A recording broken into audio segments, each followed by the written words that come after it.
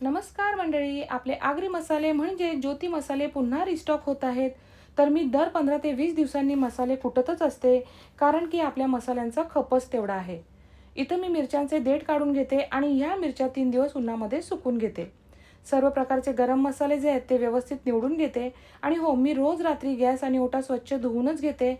तरी पण ज्या दिवशी मला मसाला बनवायचा असतो तेव्हा मी पुन्हा गॅस क्लीन करून घेते. माझ्या मसाल्यांचे प्रमाण तर फिक्सच आहे.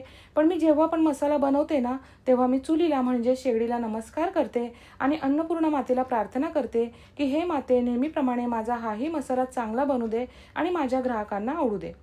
त्यानंतर सर्व गरम मसाले जे आहेत ते मी छान भाजून घेते आणि तुम्ही बघू शकता, आपले सर्व गरम मसाले A1 क्वालिटीचेच असतात. आणि हो, मला बऱ्याच वेळा हा प्रश्न विचारला जातो, की "ताई, हा मसाला व्हेजमध्ये पण वापरू शकतो का?" तर हो, हा मसाला तुम्ही व्हेज किंवा नॉन-व्हेज सर्व प्रकारच्या जेवणामध्ये वापरू शकता. हे सर्व मसाले भाजल्यानंतर ते थोडे थंड झाले, की हे सर्व एकत्र करते आणि मग भरून घेते. मी आणि माझे मिस्टर मिरची आणि गरम मसाला घेऊन चक्कीवर गेलो आणि मसाला छान असा दळून घेतला. घरी आल्यावर त्याचे पॅकेजिंग करून घेतली आणि सर्व मसाले मी व्यवस्थित असे लावून घेतले. तुम्हाला हे सर्व मसाले मागवायचे असतील तर तुम्ही माझ्या Insta किंवा Facebookवर DM करू शकता किंवा दिलेल्या क्रमांकावर WhatsApp मेसेज करू शकता. धन्यवाद.